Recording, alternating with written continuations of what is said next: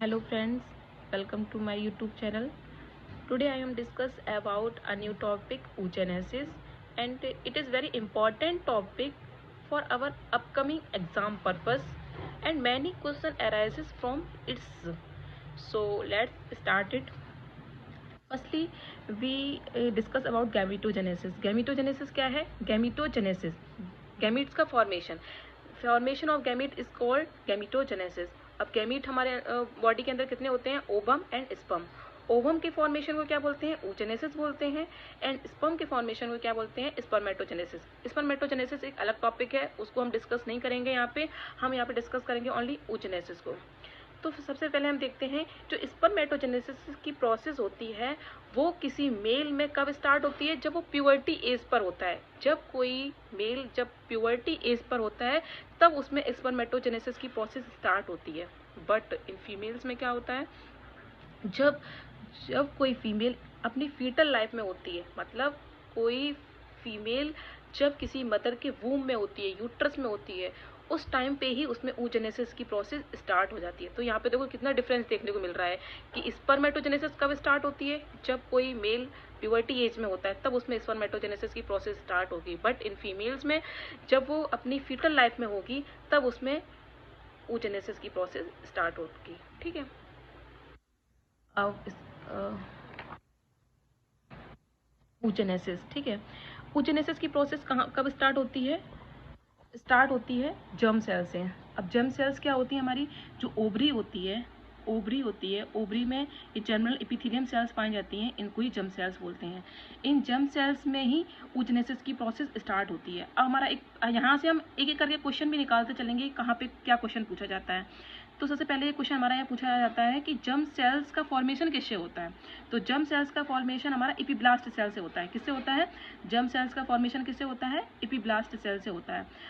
अगर ऑप्शन में epiblast cell नहीं है तो हमारा ऑप्शन जाएगा योग सेल. बट प्रायोरिटी पे क्या रहेगा? एपिब्लास्ट सेल से. और सेकंड ऑप्शन हमारा क्या रहेगा? योग सेल से. अगर ऑप्शन में एपिब्लास्ट नहीं है तो हम योग सेल्स पे आएंगे. ठीक है. योग सेल्स क्या होती हैं? अगर ये क्वेश्चन पूछा जाता है योग सेल क्या होती है? योग सेल क्या होती है? एक इम्प्टी सैक होती हैं जो एंडोमेट्रियल लाइनिंग से घिरी हुई होती हैं, उनको बोलते हैं योग सेल्स बोलते हैं. ठीक है. अब ये ओवरी है, ओवरी में जर्मिनल एपिथेलियम सेल्स हैं, उनमें से जो जर्म सेल्स हैं ये जब कोई फीमेल बच्ची माँ की यूट्रस में होती है तब उसमें ये oogenesis की प्रोसेस स्टार्ट हो जाती है. तो 3 वीक्स की जब होती है, मतलब पीरियड ऑफ गेस्टेशन कितना चल रहा है? 3 वीक का. जब 3 वीक की बच्ची है माँ के वूम में तब जर्म सेल्स का फॉर्मेशन होता है. ठीक है. जैसे ही ये 4th वीक खत्म होता है जर्म सेल्स किस में डिवाइड हो जाएंगी? गॉनेडल रिज में डिवाइड हो जाएंगी. किस में डिवाइड हो जाएंगी? At the end of 4 week it entered in developing gonadal ridge. Gonadal ridge बन जाएगा. तो 3rd वीक से हमारा क्या? जर्म सेल बनी. जैसे ही 4th वीक हमारा खत्म होने को आया तो जर्म सेल्स किस में डिवाइड हो गई? गॉनेडल रिज में डिवाइड हो गई. ओके. अब क्या होगा? जैसे ही 6 to 8 वीक होगा, जैसे 6 to 8 वीक स्टार्ट होगा, अब इस गोनेडल रिज में क्या होगा? माइटोसिस डिवीजन स्टार्ट होगा. माइटोसिस क्या होता है? समसूत्री विभाजन स्टार्ट हो गया. समसूत्री विभाजन क्या है? मैटरनल सेल से जो ना ऑफ स्प्रिंग बनती है उसमें क्रोमोसोम की संख्या सेम रहती है. जैसे अगर ना 46 क्रोमोसोम अगर मैटरनल में है तो फीटल में भी जो हमारे ऑफ स्प्रिंग है उसमें भी 46 क्रोमोसोम होंगे. अब इस गोनेडल रिज में क्या होता है? माइटोसिस डिवीजन स्टार्ट होगा. और क्या होगा? जो 6 to 8 वीक पर ये क्या बनाएंगी? गोनेडल रिज उगोनिया बनाएंगी. क्या बनाएंगी? उगोनिया. अब बताइए कि जो ना गोनेडल रिज से उगोनिया बने हैं किस प्रोसेस के द्वारा बने हैं? माइटोसिस के द्वारा बने हैं. तो इसमें क्रोमोसोम की संख्या कितनी रहेगी? 46 ही रहेगी. 46 क्रोमोसोम यानी कि 2n नंबर रहेगा. अब क्या होगा? इन उगोनिया में माइटोसिस डिवीजन स्टार्ट हो गया. इन उगोनिया में सारे में क्या होगा? माइटोसिस डिवीजन स्टार्ट होगा. और ये उगोनिया क्या बनाएंगे? प्राइमरी oocytes बनाएंगे. अब बताइए यहाँ पे क्वेश्चन पूछा जाता है कि उगोनिया से जो माइटोसिस डिवीजन के द्वारा प्राइमरी oocytes बने हैं उनमें क्रोमोसोम की संख्या कितनी रहेगी? 46 ही रहेगी. क्यों? यहाँ पे भी देखो माइटोसिस डिवीजन हो रहा है. माइटोसिस डिवीजन कभी भी क्रोमोसोम की संख्या आधी नहीं होती है. जितनी मैटरनल में होगी उतनी ही ऑफ स्प्रिंग में होती है. तो प्राइमरी oocytes में भी क्रोमोसोम की संख्या कितनी रहेगी? 2n रहेगी यानी कि 46 क्रोमोसोम रहेंगे. अब नेक्स्ट क्वेश्चन यहाँ से पूछा जाता है, maximum number of primary oocyte कब होते हैं, सबसे ज़्यादा प्राइमरी oocytes कब बनते हैं? तो जब वो बच्ची यानी कि जो फीटल बेबी फीटल है, गर्ल जो फीटल लाइफ में है, जब वो 5 मंथ की होती है यानी कि 20 वीक्स की होती है, तो सबसे ज़्यादा प्राइमरी oocyte उसी टाइम पे होते हैं। वो कितने होते हैं? 6 to 7 बिलियन होते हैं। ठीक है, सबसे ज़्यादा प्राइमरी oocytes कब होते हैं? 6 to 7 मिलियन होते हैं। कब होते हैं? 5 मंथ पे होते हैं, या फिर ऑप्शन में हो 20 वीक्स पे होते हैं। अब यहाँ तक देखो, ये सब ना अभी बच्ची ने जन्म नहीं लिया है, अभी वो माँ के गर्भाशय के अंदर ही है, यूट्रस के अंदर ही है, और ये सारी प्रोसेस यूट्रस के अंदर ही चल रही है। अभी हमारा सबसे पहले क्या बना? जर्म सेल्स बनी, जर्म सेल से गोनेडल रिज बनी, गोनेडल रिज में माइटोसिस डिवीजन हुआ, उगोनिया बना, उगोनिया में क्रोमोसोम की संख्या 46 है, उगोनिया में माइटोसिस डिवीजन हुआ, जितने उगोनिया थे उतने ही प्राइमरी oocytes बने, उनमें भी क्रोमोसोम की संख्या कितनी थी? 46 थी। और सबसे ज़्यादा जो प्राइमरी oocytes होते हैं वो कितने होते हैं? 5 मंथ पे होते हैं। कितने होते हैं? 6 to 7 मिलियन होते हैं। अब जैसे ही एट बर्थ, जैसे ही बच्ची ने जन्म लिया, उस टाइम पे प्राइमरी oocyte की संख्या कम हो जाएगी। कितनी हो जाएगी? 2 मिलियन। सबसे ज़्यादा primary oocyte 6 to 7 million 5 month पे होते हैं। इसके बाद अब प्राइमरी oocyte आगे नहीं बढ़ेंगे, अब उनकी संख्या धीरे धीरे कम ही होनी है, बढ़नी नहीं है। ठीक है, जैसे ही बच्ची ने जन्म लिया, जन्म के समय होते हैं 2 मिलियन प्राइमरी oocytes होते हैं, और जब वो बच्ची प्यूबर्टी एज पर पहुंचती है, प्यूबर्टी पे कितने बचते हैं? ओनली 4 लाख बचते हैं। ओके, 4 लाख प्राइमरी oocytes बचते हैं। ये थी जन्म लेने से पहले की बात, अभी बच्ची ने जन्म नहीं लिया।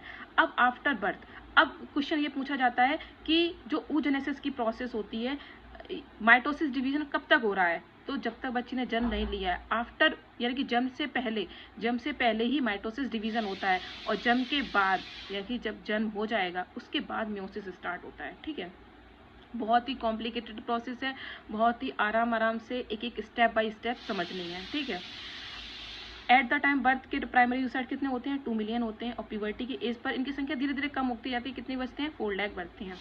अब आफ्टर बर्थ के बाद क्या होता है? अब माइटोसिस कंप्लीट हो गया हमारा, अब माइटोसिस के बाद क्या प्रोसेस स्टार्ट होगी? म्योसिस स्टार्ट होगा। अब म्योसिस में भी 2 स्टेज होती हैं, एक तो म्योसिस फर्स्ट होता है, म्योसिस सेकंड होता है। तो म्योसिस फर्स्ट स्टार्ट होगा। यहाँ पे म्योसिस फर्स्ट भी को भी और पार्ट्स में डिवाइड किया गया है, prophase first, metaphase first, anaphase first and telophase first, ये 4 फेज होती हैं। अब क्या होता है, जो हमारे प्राइमरी oocytes हैं, अब इन्हें अरेस्ट कर लिया जाता है, मतलब अब ये रुके रहते हैं। और कौन सी स्टेज में रुके रहते हैं? म्योसिस फर्स्ट की भी प्रोफेज फर्स्ट में, म्योसिस फर्स्ट की प्रोफेज फर्स्ट में ये प्राइमरी oocytes मत अरेस्टेड रहते हैं। It will be arrested till puberty, जब तक कोई बच्ची प्यूबर्टी एज तक नहीं पहुंचती है तब तक प्राइमरी oocytes क्या रहते हैं? अरेस्ट रहते हैं। अरेस्ट का मतलब आगे उनका अब डेवलपमेंट नहीं हो सकता है, आगे प्रोसेस ही रुक गई है, मतलब यहाँ पर रुके रहते हैं, यहाँ पे प्रोसेस रुकी हुई है। It will be arrested till puberty in prophase first की, म्योसिस फर्स्ट की, प्रोफेज फर्स्ट की, डिप्लोटीन स्टेज में। अगर डीप क्वेश्चन आता है तो नॉर्मली क्या है? म्योसिस फर्स्ट में ही अरेस्टेड रहते हैं, और म्योसिस फर्स्ट की भी किस स्टेज में? प्रोफेज फर्स्ट में अरेस्टेड रहते हैं। और प्रोफेज फर्स्ट की भी किस में अगर पूछा जाए तो डिप्लोटीन स्टेज में ये अरेस्टेड रहते हैं। अभी आगे नहीं प्रोसेस बढ़ेगी। अब जैसे ही प्यूबर्टी आती है, ये प्यूबर्टी तक की है। प्यूबर्टी जैसे क्यों 12 से 13 साल के जो ईयर होता है वो प्यूबर्टी का ईयर होता है। ठीक है, यहाँ तक अरेस्टेड रहेंगे। आफ्टर प्यूबर्टी, जैसे ही प्यूबर्टी की एज आती है, प्यूबर्टी के एज पे क्या मेंस्ट्रुएशन स्टार्ट होता है, ओव्यूलेशन स्टार्ट होता है। ठीक है, अब ना ये म्योसिस फर्स्ट आगे कंप्लीट होगा। आफ्टर प्यूबर्टी के बाद में ये जो म्योसिस फर्स्ट है, अब ये प्रोफेज फर्स्ट से जो अरेस्टेड था ये आगे जाएगा मेटाफेज, एनाफेज, टीलोफेज, और हमारा म्योसिस फर्स्ट कंप्लीट होगा आफ्टर प्यूबर्टी। और फिर क्या बनेगा? हमारा सेकेंडरी oocytes बनेगा। अब और क्या बनेगा? फर्स्ट पोलर बॉडी बनेगी प्यूबर्टी के बाद में। ठीक है, आफ्टर प्यूबर्टी के बाद जब कोई फीमेल प्यूबर्टी एज पे पहुंचती है, प्यूबर्टी से पहले तो क्या था हमारा प्राइमरी oocytes क्या था? अरेस्टेड था। जब भी प्यूबर्टी पे पहुंचती है, मेंस्ट्रुएशन स्टार्ट होते हैं, तो मेंस्ट्रुएशन स्टार्ट होने से पहले ही ये म्योसिस फर्स्ट हमारा कंप्लीट होता है, और क्या बनता है? सेकेंडरी oocyte बनता है, और फर्स्ट पोलर बॉडी बनती है। अब ये बताइए प्राइमरी oocytes क्या था? उसमें क्रोमोसोम की संख्या कितनी थी? क्वेश्चन यहीं से पूछा जाता है कि प्राइमरी oocytes में क्रोमोसोम की संख्या कितनी थी? तो हमारी कितनी थी? 46 क्रोमोसोम थे। कितने क्रोमोसोम थे? 46। अगर वही पूछता है कि सेकेंडरी oocytes में क्रोमोसोम की संख्या कितनी थी, तो कितनी थी? क्योंकि सेकेंडरी oocyte कौन से डिवीजन से बना है, मियोसिस से बना है, और मियोसिस में क्रोमोसोम की संख्या हमेशा हाफ रहती है, ऑफ स्प्रिंग में हाफ क्रोमोसोम रहते हैं, मैटरनल या पेरेंटल क्रोमोसोम से हाफ क्रोमोसोम रहते हैं। तो सेकेंडरी oocyte हमारा कैसा रहेगा, इसमें क्रोमोसोम की संख्या 23 रहेगी और एक क्या बनेगी, फर्स्ट पोलर बॉडी बनेगी। ओके, अब देखो क्वेश्चन यही पूछा जाता है कि जो मेंस्ट्रुएशन साइकिल होती है उसमें जो ओवुलेशन होता है, ओवुलेशन में क्या निकलता है, ओवम निकलता है, एग निकलता है, या सेकेंडरी oocyte निकलता है। तो हमेशा आंसर क्या जाएगा, सेकेंडरी oocyte निकलता है। कभी भी एक मैच्योर ओवम मेंस्ट्रुएशन साइकिल में रिलीज नहीं होता है, हमेशा क्या होता है, सेकेंडरी oocyte का ओवुलेशन होता है। ठीक है, क्वेश्चन यहीं से पूछा जाता है।